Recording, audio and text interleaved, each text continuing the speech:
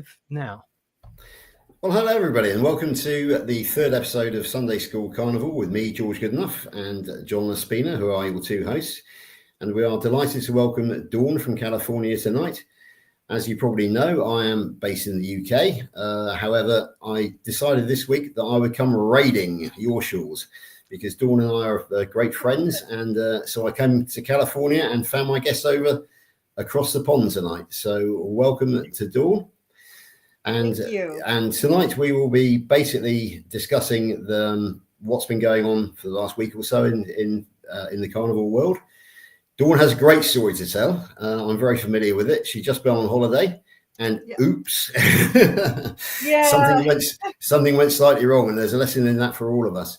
But I will not introduce myself first tonight. I will hand myself over to our lovely guest, Dawn, to introduce herself, and then we'll go back to John, and then I will finally introduce myself. So Dawn, please tell us all about you.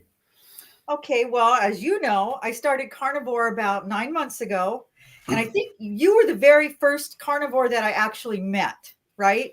I mean, I posted about wanting to be a carnivore, but I used a clickbait title saying I hate carnivores. And it was because I was jealous. I wanted to be a carnivore. Well, oh, good, Robin's here. Okay, excellent. Hi. Lovely to see you, Robin. Carnivorous grammar. Lovely to see you, Robin. Good to be here. Thank you for having me. Okay, so Dawn is just introducing herself, and then we'll go around to yourself next. But Dawn, if you want to carry on with the introductions, and we'll take you from there. Yeah, so I went online because I didn't know any carnivores. I knew one carnivore, so I went online trying to find other carnivores.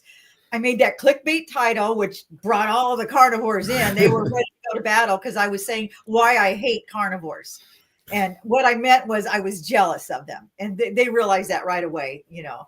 And so George and we clicked immediately. And thank God, because honestly, if I hadn't developed that community right away with the carnivores, I probably wouldn't have stuck with it as long as I did, because it was difficult for me at first. And the reason it was difficult is because I was such a sugar addict. And to give up sugar, you know, the elimination part of this was so difficult, and I was struggling. But George was really kind, and he said, you know, you don't have to dive in head first and become a raw carnivore, because that's where my mindset was. You have to eat raw meat.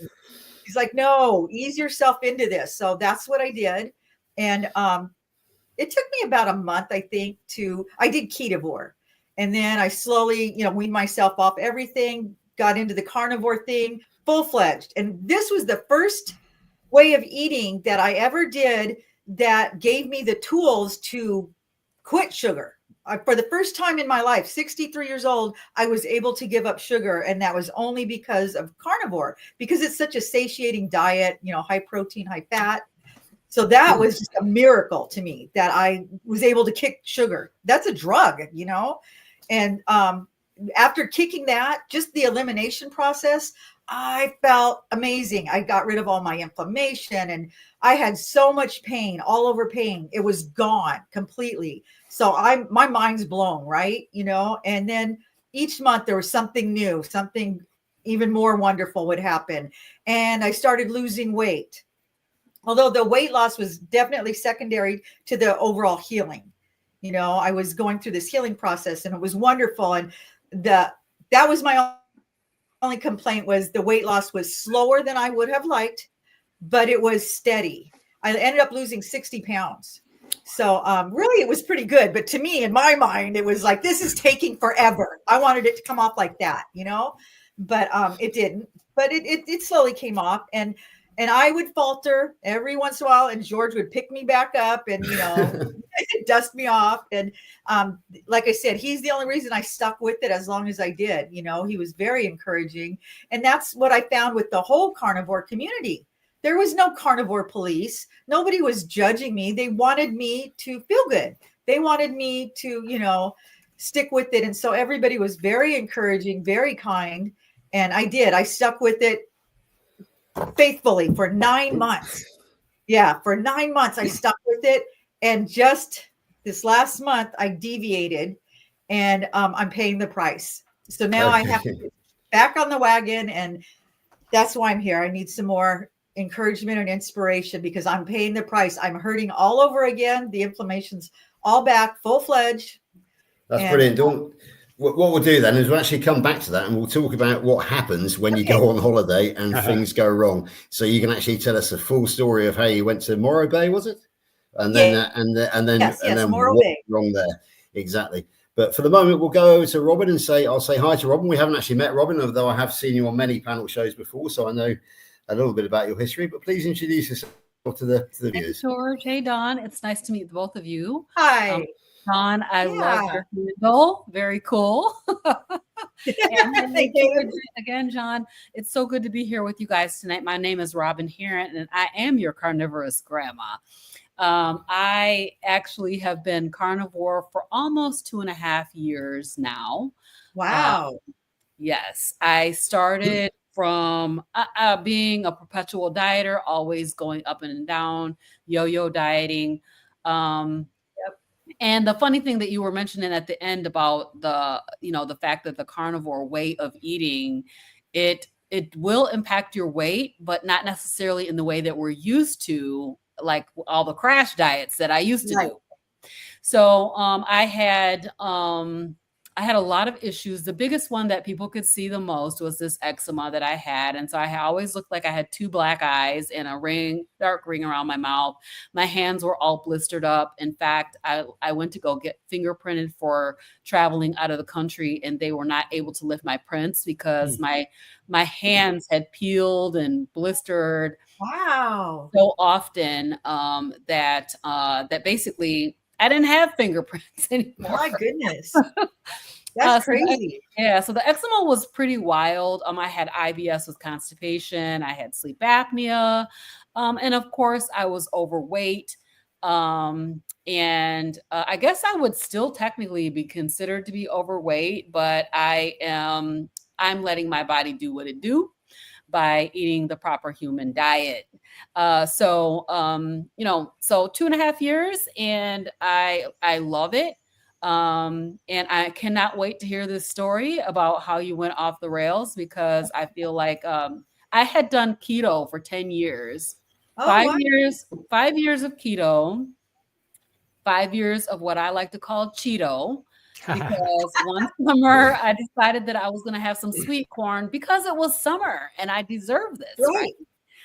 Of course. Yep. So I got what I deserved, which was 5 years of Cheeto and unable to get back onto keto.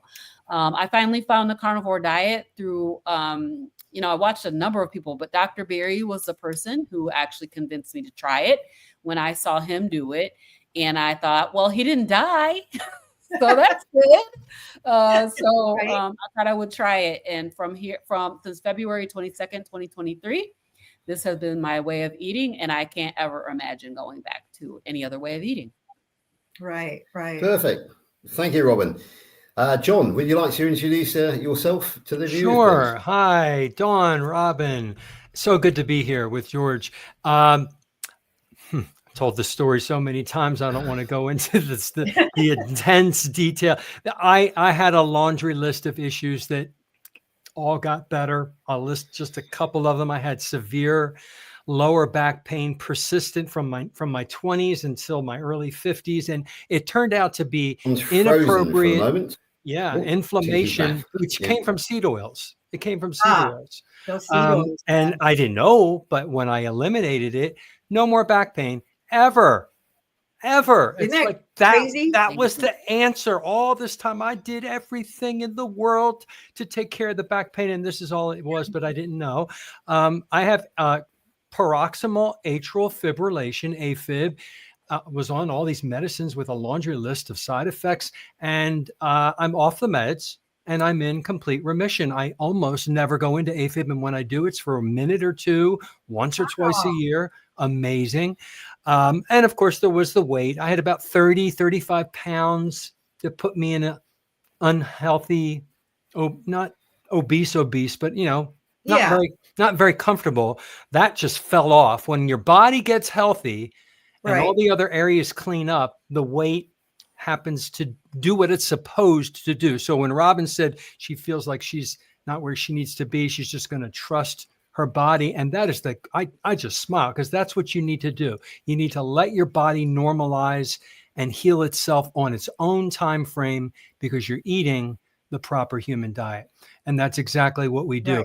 Right. I loved how you talked about easing in, Dawn. If you ease into this instead of just go carnivore, boom, it's healthier for the body because you have to get rid of the toxins and your body is rebalancing minerals and electrolytes and water retention and all of the oxalates, lectins, and phytates. Your body's used to all the sugar. If we slowly ease into this, you allow your body the bandwidth to do the healing, and you can rush into it and dive in, but then you have to deal with, the side effects, the keto flu stuff. And a lot of people quit because of that. So easing in is something I totally recommend.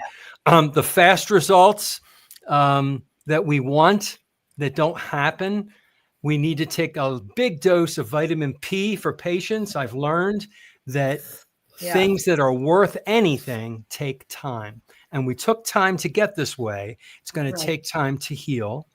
And you're going to talk about deviating. Oh my gosh, I've learned so much that when we do that, it's okay. It's normal. It's healthy for, as human beings, we test ourselves. All right. Oh, I'm doing so great now. I think I can try this now. And then you test yourself and then you get the hard lesson. This is what happens to you. And you're like, whoa. And that's such great confirmation, actually. It's good information to say, okay, I know I can't have that. Even though I knew, I was testing myself. So testing is good. We tend to put a lot of guilt on ourselves and beat ourselves up when we make mistakes. And we have to forgive ourselves and realize that we tested and we learned and we're flexible and we're going to move on and get strong from that. So that's what I've learned over the 6 years being on low carb. I've been carnivore for 2.5 years, going closer to 3 years now. I'm going to be 60 real soon in a couple of weeks. And I feel 30. Right? Seriously. So I'm going to leave it there. Right. That makes Thank you, John. Thank you, John. It's okay. It's over to me. And as I introduce myself on my YouTube channel, my name is George. I'm your 59-year-old carnivore friend from Bridgewater in the county of Somerset in the United Kingdom. And I'll add tonight that I'm almost exactly 7 weeks younger than John. So we could be twins from across the pond. September the 2nd is my birthday, if anybody's actually interested. So, my story is one of, it started on March the 1st, 2022. And it didn't start with me discovering carnivore or anything like that. It started with me discovering that I was a type 2 diabetic who was morbidly obese at 293 pounds. A very kind nurse called Nurse Kath Moran took me into her office and basically told me that all carbs are sugar, even the ones that don't taste of sugar. So I had some prescriptions in my hand. I went and put those on the kitchen table, did some research, found out that I could get rid of type 2 diabetes without the help of metformin or statins, threw away the prescriptions, went away, did the research, and here I am 3 years and 4 months into it. And I now weigh 173 pounds from 293, so 120 pounds down. I weigh the same as I did. Thank you, everybody. But I actually now weigh the same as I did when I was 17 years of age. Oh my God. And my diabetes team, my nurse, great nurse Abby, tells me that after my third perfect HbA1c, I'm now cured of diabetes. And she added that I am the most spectacular success story that she personally has ever seen when it comes to reversing type 2 diabetes. So that's my story. Bit of history about myself. I think, as I've told most people, I am an ex-British soldier. I was in the first Gulf War, Desert Storm, as you guys know. We know it as well, really. One thing which I don't often mention, and I will mention for the benefit of Dawn tonight, because I know there is a connection, and that's I was actually detached to the United States Marine Corps for the Christmas and New Year of 1990 into 91. I served with Radio Recon Platoon of the 1st Marine Expeditionary Force. And I know that Dawn has a connection with the USMC, so I thought I'd chuck that one in as a bit of extra interest. I discovered carnivore through Dr. Ken Berry, but not only Dr. Ken Berry, but through Kelly Hogan as well. I didn't discover carnivore until August of 2022, so I was already 6 months into my low carb keto journey when I discovered carnivore. But the particular video which caught my eye was Woman Eats Only Meat for 13 years, and this happened. I went on to it, not sure what to expect. Did it mean that she would have bowel cancer? Did it mean that she would become enormously fat? Mm-hmm. But of course, it was Kelly Hogan, and the transformation that I saw Kelly go through, and just the sheer energy that she was exuding, and what a good-looking girl as well, shall we say. That made me realize that carnivore was feasible. I then carried on with the research, but I had another year of transitioning through before I actually took the plunge, thanks to our friend Larry Allhands, a carnivore soldier, who told me, come on, George, it's time you did this. So I did. Haven't looked back, and here I am sat with you tonight. Very much looking forward to this. And and I'm with some great friends, and I've got so many friends around the world now, from Dawn in California, and now I've got. Whereabouts are you from, Robin? Which state? I am from Michigan, Kalamazoo, Michigan. Okay, I'm gonna add Michigan to my collection of state terms. Obviously, I've got Kerry in Wisconsin, John in Florida, and Dawn in California. Lots of time zones here. Yeah. So anyway, to carry on with the show, I think we've already set the tone. What we're going to do tonight is we're going to look at how we deal with las vacaciones, or los vacaciones, vacation or holiday as we call it here in the UK. And so how do we cope, or how do we not cope, as we might be hearing in a minute? Because I happen to know that my big sister Dawn has just come back from Morro Bay in California, and she has a tale to tell. So it's over to you, Dawn. Tell us about Morro Bay with your wonderful family. Tell us about your family, but also tell us what went wrong and what the consequences are. Well, I had been looking forward to this vacation because I knew ahead of time that I was going to allow myself some freedom food-wise. I thought, I'm going to be on vacation. I've been dedicated for 9 months. I felt I was doing amazing. I felt wonderful. No aches and pains. I had totally healed. And I thought, I'm not going to overindulge, but I'm going to have a few things and it should be fine. Because when you're camping with grandkids, everybody wants to do s'mores, and we make dessert over the campfire, all that kind of stuff. And I thought, I'm not going to deprive myself because I'm like a child. I'll feel, cheated. And normally at home with just my husband and I, we don't have that stuff. So it's not around. I don't see it. I'm not tempted. So it's easy. But I knew, we were going to be with all my kids, and be those type of foods around. So I thought, rather than feel deprived and, be sad, I'm just going to allow myself to have, a few tastes here and there, and it should be fine. Right. I did have some s'mores, and the first day I didn't feel it. So I thought, okay, this is cool. Maybe I can do it. But by the time we got home, I was in inflammation from head to toe. All my pain had come back in my joints. I had really bad knee pain. And it was severe. I thought I was going to have surgery for it prior to finding the carnivore diet. And once I got rid of it, it blew my mind because I was walking with the cane and it hadn't come back in 9 months. It was just amazing to me. No physical therapy, no pain pills, nothing. It was just gone. But as soon as I started eating sugar, within days, it all came back like it never left. I was in total pain. I couldn't believe the amount of pain overnight. And so now I'm paying for it. But the problem is I have to go through the whole process again of weaning myself off of sugar, because it's just like any drug. I'm back into doing it full force.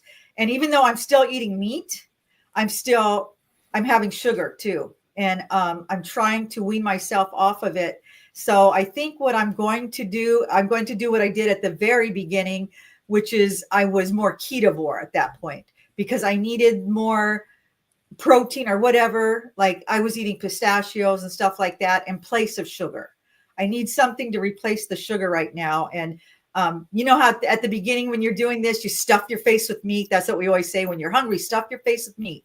Don't count calories. Don't count carbs. Just eat meat. That's where I'm back. I'm back to that because I crave it. I'm craving sugar now. When I wake up, I want sugar. And I can pretty much go all day but it's at night that I'm having a difficult time. So my husband went shopping yesterday and he bought a ton of meat. He bought, steaks and bacon and hamburgers. So hopefully I'll be able to get back into it, but I'm finding it to be a little more difficult this time around than it was the first time. And I don't know why. So I'm so glad that I have my. I would love to respond to this this issue as a person who has yo-yo dieted a million times, done keto, done all of the things. One of the game changers that I have found with carnivore has been fat. And so fat is, I think that you should consider replacing that sugar with fat. Okay. Also, eating more fat than you thought you should have. And that is a hard one to wrap your head around because, we've always been taught fat is bad. So the fact that we have to eat more fat, it's still hard. And I know you're right. It is hard. Yeah. But what I do is I go to the grocery store and I ask my butchers and I ask them to just give me some ribeye fat, or, I want to buy some ribeye fat, and I'll eat that like my first meal instead of having protein. So I just feel like ketovore is going to continue to perpetuate your cravings, because even if you're eating things that don't taste sweet, they still are going to convert to sugars in your body and treat your brain the same way as if you ate a donut or a cupcake or a s'more. So I think the best thing to do is to just increase your fat and eat that fat. I use bacon. If I don't really get sugar cravings that much anymore, but if I get a sugar craving, I use bacon for that. And bacon is a really, really, for some reason, it really helps with sugar cravings. Yes. But, having the plant material in there is going to just like I said, with me, it was the sweet corn, but it could have been any vegetable, actually, because it just does the same thing. It converts to sugar in your bloodstream and then cause those cravings. And then the other thing that I would say is abstinence is going to be your friend. Like, the more you continue to incorporate the sugar into your way of eating, the more you will continue to crave it. But if you stop eating it very, very quickly, you'll stop craving it. So probably within a week, you'll be like, oh yeah, I don't even need that thing anymore. So those are my suggestions. Thank you. Thank you. Absolutely. John's got his hand up. John's got his hand up. We all have to figure out what works for us, and it's different for everybody, but in general, abstinence is absolutely key, because sugar hits those dopamine receptors and we want more and more and more. It is addictive. It is cocaine. It really is.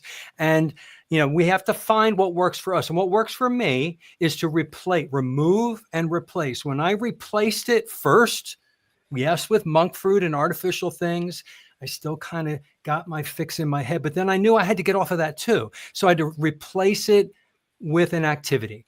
Instead of whenever I would have after dinner something sweet, I would just go for a walk. I would go do something. And once you rewrite those neuron paths in the brain, it takes maybe 21, 22 times repetition. You've rewrote that. And then you're not going to crave that sugar anymore, because you are doing something in its place. So remove and replace works for me big time to get to abstinence faster. Absolutely. It's what I would call replacement therapy. And it does work for me as well. Thanks for that, guys. Right, Robin, over to you. Can you tell us about a recent holiday you've been on since you've been carnivore? And tell us about it. Did you enjoy it? And what did you eat whilst you were on holiday? So my husband and I, his parents, my best friend and his brother, my husband's brother, went to Orlando, Kissimmee, and just about a week and a half ago. So we were there for a week. And I very much enjoyed it. My goal was to relax. I got a stressful life. And so that's what I did. We did go down to Cocoa Beach, And we found this spot called The Place Between. It was just really something that we came across. And when we pulled up there, it had 3 parking spots, and we pulled up there and there were manatees in the ocean right there. Oh, And it was so cool. And so we just sat there for like probably an hour and a half, just watching the manatees. There was babies and mamas, and it was just super, super cool. So I ate what I usually eat. So I ate carnivore. And I don't really have many deviations from my carnivore way of eating. I've tried a few things over the course of time. So like I've tried some vegetables. And as I mentioned, I had severe eczema. So I've tried some vegetables, and I found out that I am really sensitive to vegetables, and vegetables are problematic for me. They cause my eczema to flare. I found out that seed oils are problematic, and they cause my eczema to flare. So immediately I will know if I've had something that I shouldn't have. So we did end up going to Golden Corral. I don't know if you guys have ever heard of that. Golden Corral. Yeah. It's like a buffet. Yeah, they're real popular out here. We went there, and I know for a fact that they marinate their steaks in something. They're not just plain old steak, because, you know, I get some issues with my skin, gastric distress. Like, you know, we always talk about that, like, carnivores don't have very much flatulence. It just is not a thing that happens all the time. True. And so, so basically I was having some gastric issues, and then we went to Fogo de Chao, which was absolutely amazing.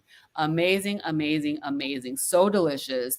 But I had a hand eczema flare after I went there. So I'm like, okay, so what did they put? Is it in the seasonings? Is it in the, you know, what kind of oil are they marinating their meat in? I can tell immediately if I've had something with seed oil, because it just causes my eczema to flare. So I stayed on plan, but I still ended up with a couple of little issues because of the fact that we went out to eat.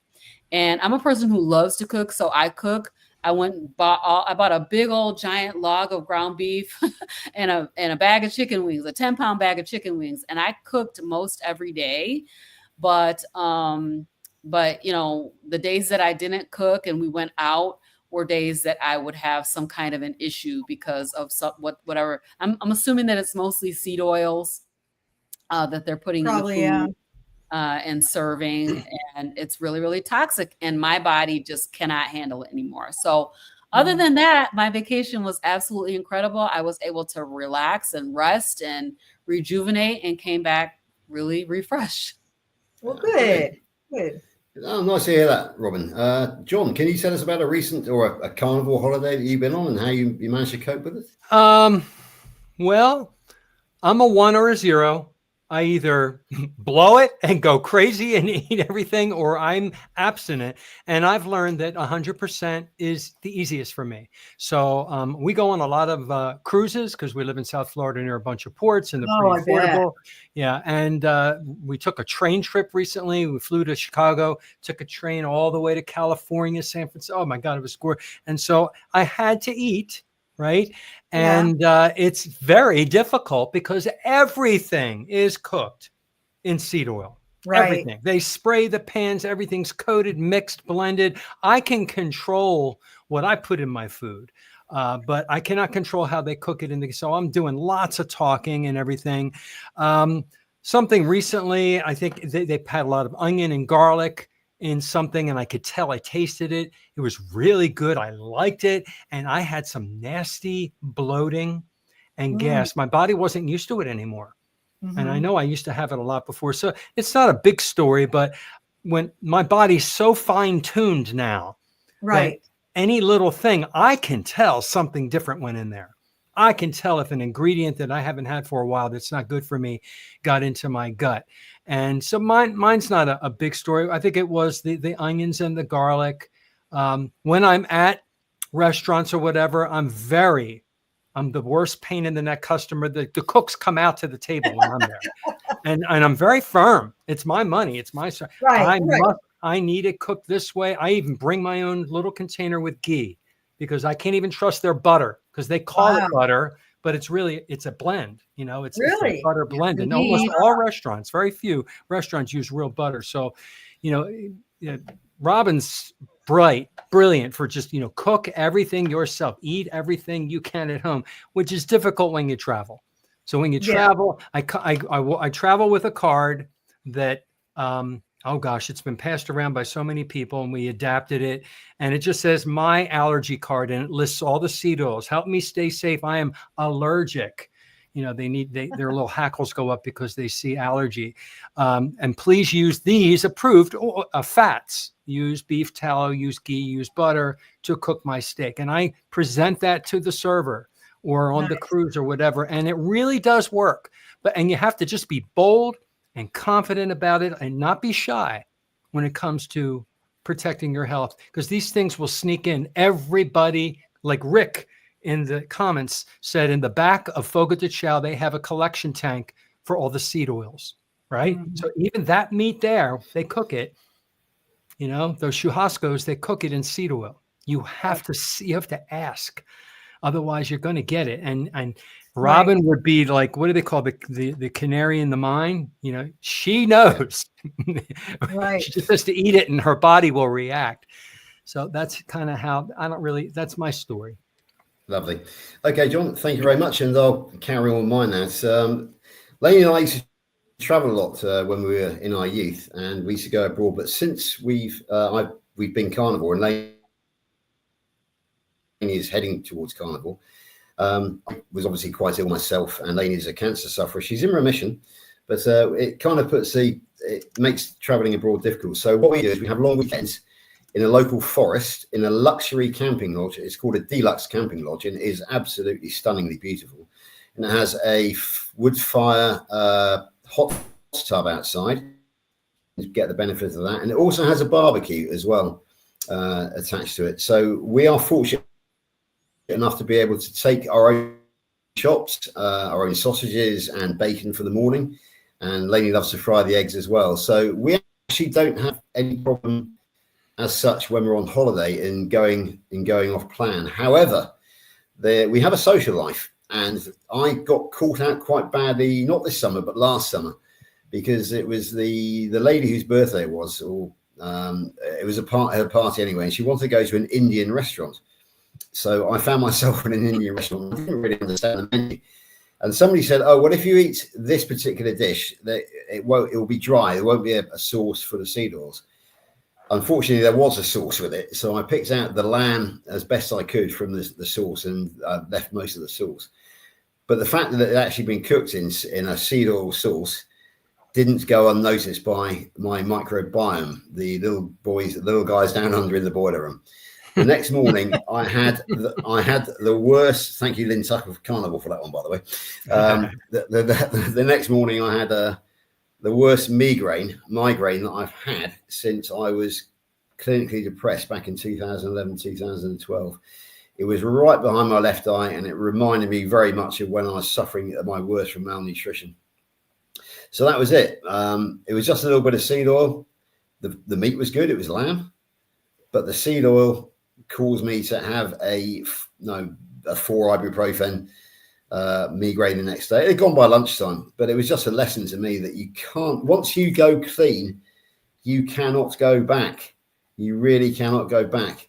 So I haven't been back since, and I am in the health of my life now, both physically and mentally as well, because I'm taking on many projects, which I think John knows about and Dawn knows about, the Great British Meetup. I'm doing this. I'm co-hosting with John, and I'm also undertaking the 13-week Dr. Kilt's Health certified keto and carnivore coaching course, and as well as doing a 60-hour-a-week job in construction. But I only need to sleep 4 to 5 hours a night, and Lainey finds me irritating from that point of view, because basically I'm up very early in the morning. So when do you get back to bed? And so I have to go downstairs, and I usually watch YouTube. That's when I catch up with you on the daily, Dawn, actually, to be honest with you, Dawn.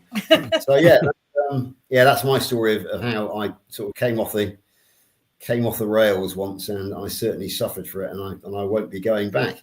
Right, we're over. Actually, crying with the time has gone really quickly. I'm just wondering whether my excellent admin over there, John, has actually got any questions for us on the chat, because there was one way back up there, and I typed an answer because we were all busy talking, and I'll address it if you like. It was somebody somebody bought a Keto Mojo meter. Let me find that question. And they just asked, what is that? How do I use it? So I have one, and I've used it for a long time. I'll explain it. Let me find that question here.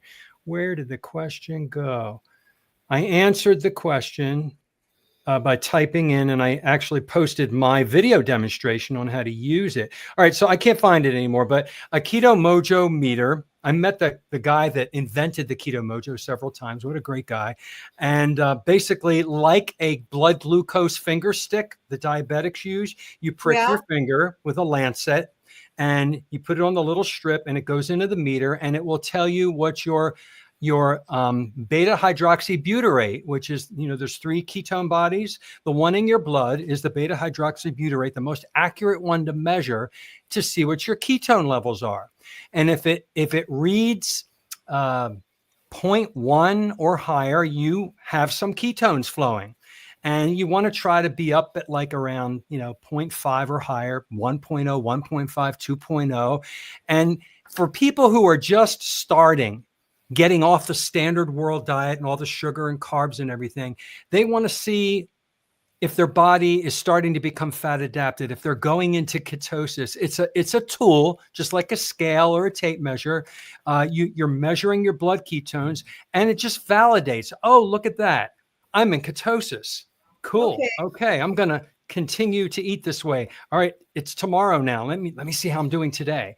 And you test it, and it gives you reassurance and affirmation that you are on the right track.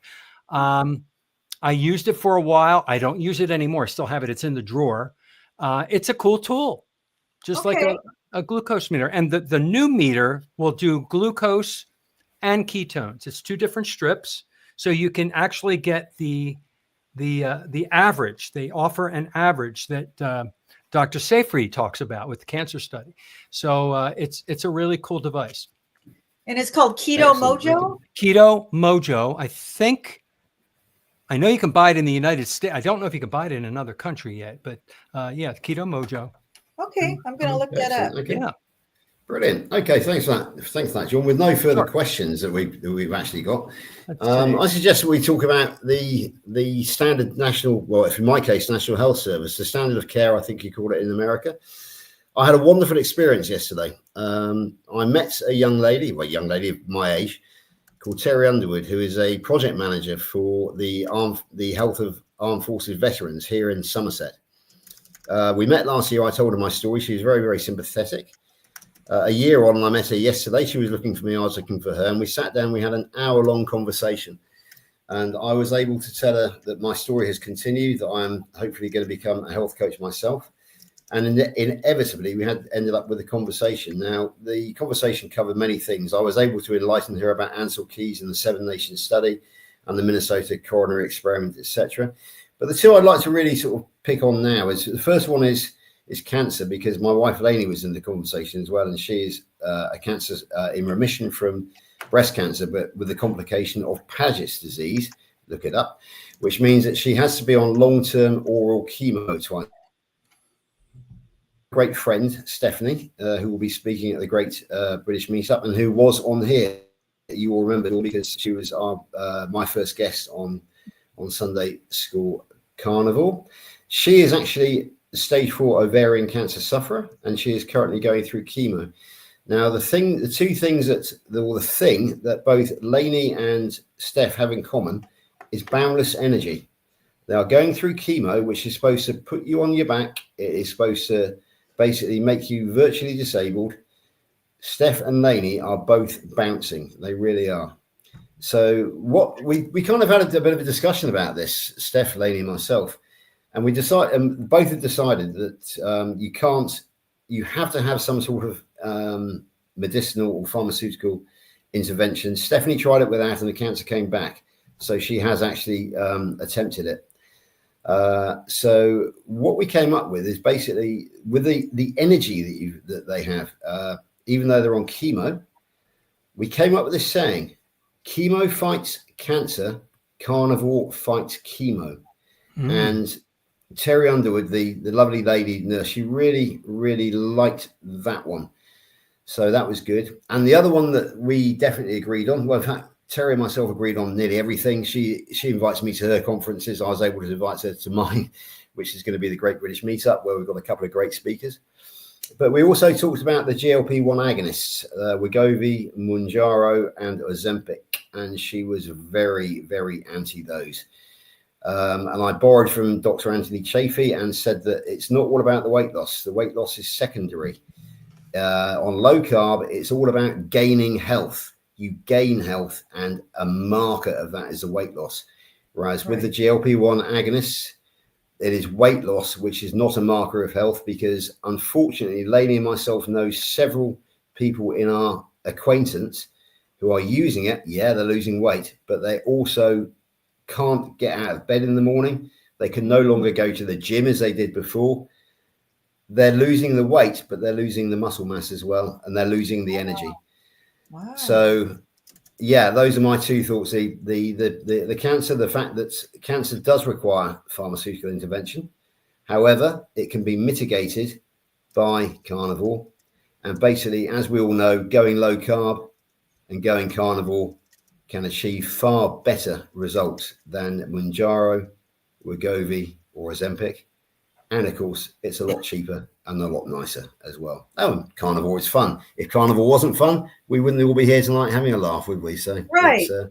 So those are my thoughts. Has anybody got any thoughts on either of those two subjects? I was curious because you do see so many people using that. I mean, everywhere I look, all over my YouTube pages and in real life, I know so many people, and it just is so disheartening because carnivore is so much better. I have had weight loss surgery, and I have lost more weight doing carnivore than I did with the weight loss surgery without all the terrible side effects. So when I see people using that drug and I see all the side effects from it, it makes me sad, that they're taking advantage of people, because everybody wants to lose weight. Everybody wants a magic pill. And honestly, carnivore was that magic pill for me. I was 62 when I found it. I tried every other diet, weight loss surgery. None of them did for me what carnivore did for me. I mean, sure, the other diets helped me lose weight, but they didn't heal me. Carnivore actually heals people. And, trying to explain that, because most of us go on a diet strictly to lose weight. And, you have to understand the process. Even I didn't. George explained it to me early on. You have to heal. Your body needs to heal, like you guys all said. And part of healing is losing that excess weight. And it may not come right away because your body's working on healing these other things, which is fine. But, for some of us, I was impatient. I wanted to lose the weight right away. But the healing was so amazing to me. I said, even over and above that, if I hadn't lost all the weight, I would still stick to carnivore, because I never felt as good as I did. I have been feeling since I've been on carnivore. I mean, the energy level, the healing. Well, you guys all know, you feel like you're in your 30s again. You do. And what I just love, I just did an interview with Dr. Kiltz, and his main idea for the whole interview was keep it simple. Just eat meat, salt, water. You can have, other things that come from other animals, but carnivore, you're removing all the toxins. And then what's left, your body has now the ability to do what it has been, what God gave you the ability to do, to heal.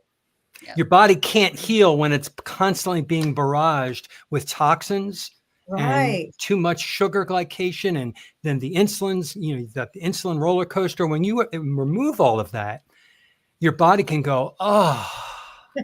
And during that rest, the body just starts getting to work, cleaning up and healing. And then if you want to pick that up a little bit, because we're all impatient, you do some fasting. There you go. Speeds the healing up even more. It really does. That's the one thing I haven't done, and everybody talks about that a lot, and I really do want to try it.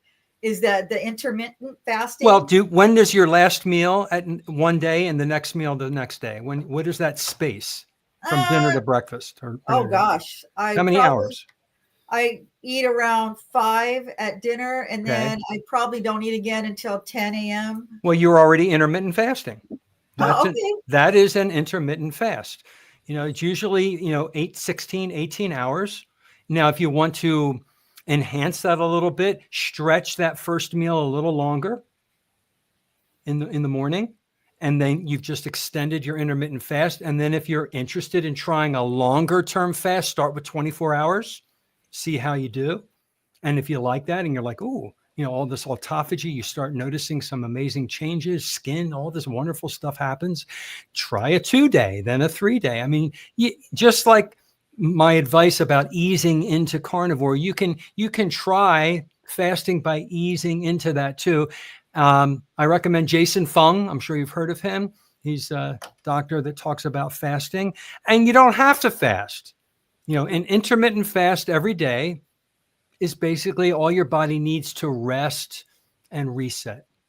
All right. So that we're not constantly eating lots of meals and snacks. Right. Okay, brilliant. I do want to chime in on this question about cancer, though, because I think I was thinking about Jeff DeProsperous. I don't know if you guys remember Jeff DeProsperous. Of course, yes.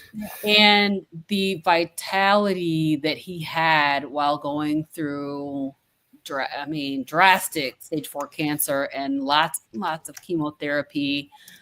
He did a lot of different things, but when I saw him out with his boys, being able to play with them after having chemotherapy, I thought that was pretty profound, because the carnivore diet allowed him, I hate to call it even a diet, the carnivore way of eating allowed him to have that extra time with his family, and also to have, a time where he was still had vitality and was able to move and do all the things that he wanted to do. And I feel like he really lived his best life, those last couple of years. And the other thing is that doctors, I think that doctors don't recognize that cancer is a metabolic disease. And so we don't get the opportunity to use metabolic treatments with our standard medical practitioners or medical doctors. But it is a metabolic disease. So it seems very logical, as you think about it, that a metabolic method should help or work with a cancer diagnosis. So, but as soon as you mentioned that, I thought about Jeff and how much vitality he had at the end of his life. The other thing about the GLP-1s is that, I feel like a lot of people, and I always have this question, why use a medicine to do what food can do, right? Right. But there are people that are not able to actually bring themselves to allow the food to do the thing. Right. So they maybe struggle with consistency, or, falling off the wagon, or sugar addiction, or those kinds of things. And so I do see that there are probably some indications that, people would use a GLP-1, but everybody who I have seen personally that has been on GLP-1s has not looked very healthy to me. No. They're wasting. Their bodies are wasting. They're losing their muscle mass. And so I don't know if it's an overdose. I know that there are some folks that are talking a lot about GLP-1 microdosing and what a game changer that is. But I am still of the mind that why would I take a medicine? I don't want to be on any medicine. Right. So, I was heading towards hypertension. They put me on medicine, and I used food to get rid of that. Right. And so I don't want to allow these pharmaceutical drugs that I don't know what in the world they're doing inside my body to replace what I can do with food. And now that I know that I can do it with food, there's just no way. I just can't ever see myself allowing myself to try it. Exactly. Yeah. Most carnivores I know aren't on any medication. And they most look amazing. Well, right. And most folks I know in my age bracket, 60 and above, are on either cholesterol meds or blood pressure meds or anxiety meds or depression meds, whatever. You're right. You're right. I know so many. Right? You Yeah. compare your meds, but Yeah. I don't know any carnivores that are on medication. I also learned that these GLP-1 agonist drugs, you're taking so much of it, and one of the side effects is it lowers stomach acidity.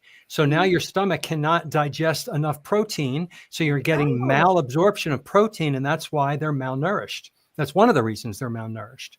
I have a family member that tried a GLP-1, and literally their stomach like locked up and froze up. It would not work. Gastroparesis. Process. I'm like, why? Can you just? But I guess some people do struggle with being able to make lifestyle changes. It can be a beneficial tool for the people morbidly 400, 500 pounds. They're going to die. It's the last chance. Let's start you on this. Right. But then the responsible thing is to remove it, and the patient needs to learn how to eat. Yes. So there is a place for it. But not, I want to lose 30 or 40 pounds. I'm going to go see my doctor and inject and then still eat sugar. Yeah. What's the deal with, I don't know if you've noticed, they call it the Ozempic face because you lose the fat in your face that gives you a more youthful look. Yep. And you don't regain it. It's aging, which you would think all these women who are vain enough to go on this medication to lose 30 pounds would think about that, because they get that Ozempic face. You can tell when they've used that to lose the weight. And we'll look at Sharon Osbourne, and they have all these celebrities that are using it, and they have a look. You can tell right away. It's not a healthy weight loss. No, exactly. Just I'd like to jump in here really, because I'm organising the Great British Meetup, and we just produced a promotional poster for the event on August the 2nd. And what we've done is we made it colour. Carl from the Prime One Lifestyle has. And I think we've got 9 peak carnivores on that poster. Now, I took it out to the farm run by the caterer yesterday, and I asked him to put it up in his farm shop. And he took one look at it. He said, "George, I will be proud to put this up." He said, "because all of you are carnivore and all of you are so irritatingly healthy looking that it's going to attract my customers to have a look. And I'm going to tell them that it is the carnivore lifestyle that has done that. These aren't models or anything. I'm safely in the background, I'll have you know. But we got some incredibly good looking young ladies on there, and we got 1 or 2 rather handsome men as well. And Ashley is very proud to actually put that up, because we as carnivores, we look healthy. I look much younger than I did 3 years ago. Alex Cannon, he's very famous. He was an Olympic swim coach, but became very fat. Then went carnivore. He's now coaching full time again at the age of 66. Dawn. So he's unretired, doing very well for himself. And Kerry actually showed Dr. Berry a picture of Alex when he was 65. Dr. Berry is being polite, but he said, "No, maybe 35." So Dr. Berry got his age 30 years wrong. Right. So yeah, it is kind of aging in reverse. The only thing I will say is that the reason I wear this hat is because my bald head would be very shiny. So the hair hasn't fully come back yet. However, having said that, I do notice there is a sort of small growth of fluff again on the bald head. So really? So it's making an effort to come back. So yeah, as I said, I am the same weight as I was when I was 17 years old, and it's almost like my body is trying to sort of go through, I don't know, the hair growth all over again. Anyway, folks, okay, that's good news, Dawn. That's brilliant. Right, I'm actually looking at the time here, and we've actually, unbelievably, been going for nearly 55 minutes. And yeah, it does fly. I mean, the thing is, I'm faced with 2 absolutely beautiful ladies, and whenever that happens, I always find the time flies much quicker. So that's the reason why. So what we traditionally do now is in the last 5 minutes, we wrap up the conversation by going around and saying, where can we find you? And is it Facebook? Is it YouTube, Instagram, Twitter? I'm only on a few, so I don't know. But we'll go around the other way this time. We're going to start with John, and John's going to tell us where he can be found. All right. Thank you. I'm the Carnivore Teacher, or Carnivore Teacher 1965, which is my birth date. I am on YouTube, where this is streaming live right now. I'm on Facebook, Threads, X, and Instagram. On my YouTube, I also have links to my book that I just published, and the workbook companion, and the audiobook that goes with it. I put out a video every day. I'm on this live every Sunday with George co-hosting, and I am attending conferences and symposiums. Hack Your Health is coming up. I am in this community because this community, this way of eating, this lifestyle is my wealth. And like we all said, it's my health. I don't get colds anymore. I don't get sick. It's amazing how, and it's free. All you have to do is learn the concepts, apply them by putting food in your mouth properly, and you get all these amazing benefits of amazing health, emotional health. I forgot to mention, that's like the biggest improvement that I had that is priceless. And I've met some great people too, like you. Right. Absolutely. Wonderful. Thanks for that, John. Over to Robin. I'm wondering if I could share my screen for a second, George. I would love to share about my upcoming meetup that I'm having. John is admin, so you need to go through I don't know him. how to make somebody else share the screen. There it is. I got you. You just did something, and now I can do that. Yes. So nice. I'm having a meetup this summer, August 30th, and I have a couple of sound. Can you hear me? I still have sound. I can hear you, Robin. No problem. Okay, good. Yeah. All right. So I'm having Dr. Kiltz is going to come join us in Kalamazoo. Dr. Tony Hampton. Wow. We also have Denitra Davis, the advocator, coach, educator. Terry Carver. She is a dancer, and she's going to come and teach us how to do the boots on the ground. And then we got Frederick and G. Brown coming. The registration for this is $25. It's going to be in Kalamazoo, Michigan. So if you're interested, you can scan the QR code, or I will drop the link to this in the chat. I would love to see people coming out to be part of this awesome meetup. You can find me on YouTube, TikTok, Instagram, Facebook. Those are the locations where I'm at. On Monday nights, I have a show. It's called Hey Sister Girl, and it is a ladies talk show. Nice. We come on and we talk about all the different topics around women and health, and talking about how sugar is so dangerous for us and that we really, really need to eliminate it. On Saturday nights, I generally do have a live stream that I do. Sometimes I don't do it, but most Saturday nights I'm doing a live stream. I like to do a lot of interviews. I like to talk about different topics on my channel. So come y'all and see me in Kalamazoo. Come to Kalamazoo and see me. Okay. Brilliant. Thanks for that, Robin. And now, Dawn, or should I say Nana Witch, are you going to tell us how we can find you and where we go looking? And well, mainly I'm on YouTube. I don't really do any of the other social channels anymore, like Facebook. I mean, I do have a Facebook, I have an Instagram, but I'm mainly on YouTube, and it's at Life After 60 with Rusting Witch Face. And I just mainly talk about my healthy lifestyle journey, how, I found the carnivore diet. My earlier videos are all carnivore, if you want to look at those, but I've kind of evolved, and I talk about other things, just life after 60, what it involves, living in California and being unretired and all the things, but mainly how the carnivore diet has changed my life. It's given me back my life. I was severely depressed. I was sick, and I've gone through such a transformation, and it's all due to carnivore. So I post about every day. I took a week off when we were on vacation, but I do like to post every day.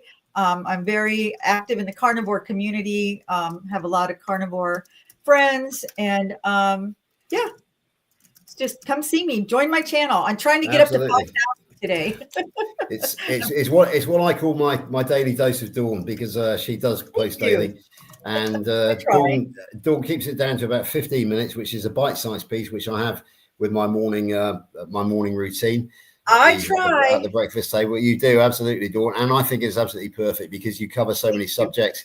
How you actually making, how you are being unretired after 60, for example. Anyway, we're running short of time, so I better give a brief description of myself. My name is George Goodenough, and that is the name of my channel. I think it's got an 823 attachment to it. But if you tap in George Goodenough on YouTube, you'll probably come and find me. I think I've got about 120 subscribers at the moment, so please come and subscribe. Yeah. I try and post once a week, but at the moment I am basically posting about the Great British Meetup, which I'm organising on August the 2nd, very near the town of Glastonbury. Yes, the Glastonbury, where the festival is happening at the moment. In fact, our venue is only about 4 miles away from where the Glastonbury is happening at the moment. So that's great fun, taking a lot of my time. And also on Facebook. And I've only been on Facebook for about 3 weeks now. And I'm like a child with a new toy. I'm posting every day, mainly about the meetup. I did a good one earlier on of Lainey dancing around the garden. I think John actually has already liked it. Because she's looking good and feeling great. So she wanted to. She actually wanted to do a posing. I got to go see that. A posing photograph. Yeah, it's my latest post, and it's already received quite a lot of likes. Actually, she was remembering her younger days when she used to do a bit of amateur modelling, and she was striking a pose. So there we go. Oh. So those are really my 2 ways of doing it. I am on WhatsApp as well, but obviously we've got a nice Carnivores UK general chat group, which is we help each other. I think we've got 35 people on there, maybe of whom 15 are active at any one time. And that's great fun as well, because it's not just about, the health side of things and the food side of things. It's about our daily lives as well, where we go on holiday. Hey, everybody, what's you up to today? How's your weekend been? Carnivore is fun. That's the most important thing. Anyway, I'm looking at the time, and we've actually slightly overrun, so class is late. The bell has gone. So I'm going to hand back to the headmaster, who has very kindly allowed me to fill his boots, and I'm going to ask him to wrap up the broadcast and end it in his own inimitable way. Well, thank you, my co-host, my twin across the pond there. Love it.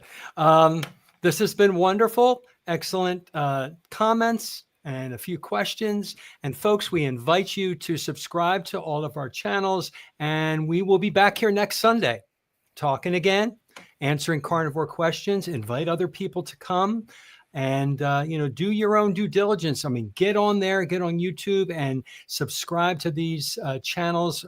Dr. Berry, Dr. Chafee, George, Dawn, Robin, wonderful people who have so much to offer so that we can improve our health. Thanks a lot, everybody. We'll see you later. Thanks for having me. Bye, George. Bye, Robin. Stick around, Dawn. Stick around. Oh, okay. Yep. Don't